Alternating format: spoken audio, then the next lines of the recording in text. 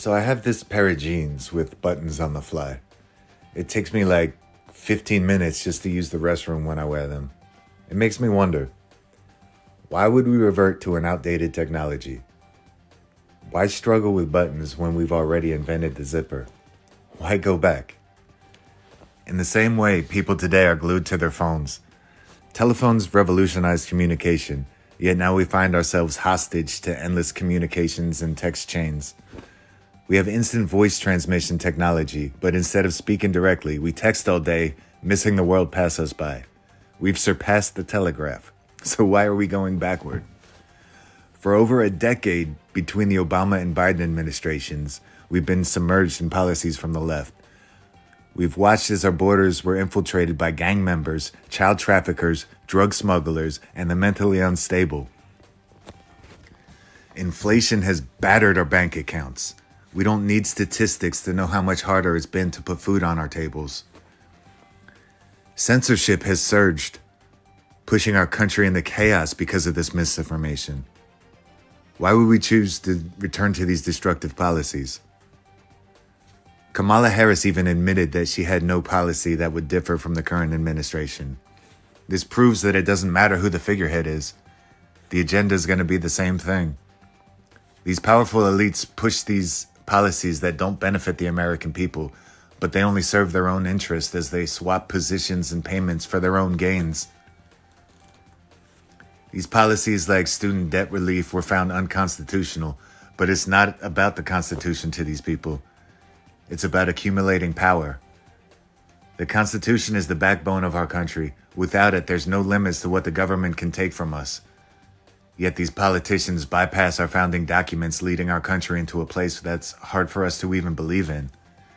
These elites have been so entrenched in their propaganda that even the safety of our children seems irrelevant to them. Over 325,000 children have been lost over the border under Kamala's watch. Meanwhile, the media sensationalizes gun violence while ignoring the overwhelming transgender roots behind the mass shootings. The left pushes these dangerous ideologies onto us, often at the expense of our kids' mental health. We've witnessed firsthand the effects of these policies. We felt the weight of incompetence as we watched in horror as our hard-earned resources were squandered, spreading chaos globally.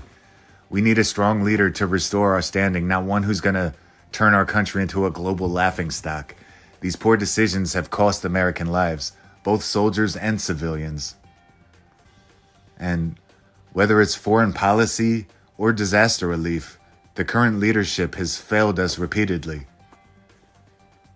These policies have proven time and time again to be failures. America responded with overwhelming defiance to tyranny. No, we will not be invaded. No, we will not perpetuate these endless wars. No, we will not pay for these programs handed over to the UN for free. No, we will not be taxed into poverty. No, we will not cripple our power grid and hasten our country's decline. We want an American first policy. We want Donald Trump and his team to enact real change for our country. Despite being outspent by the elite class in every swing state, Trump still won. We overcame the influence of celebrities, special interest groups, and a corrupt judicial system. Even the powerful figures in Epstein's circle couldn't silence us.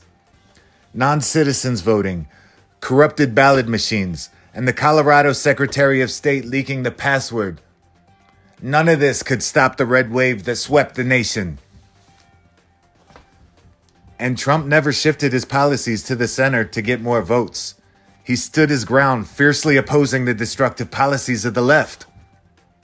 He battled against corrupt government organizations, fake news, and violent rhetoric, and even facing attempts on his life. President Trump still stood up and assured us that he would never stop fighting for us. The American people responded in overwhelming numbers. We left no room for lies of politicians or fake news propaganda.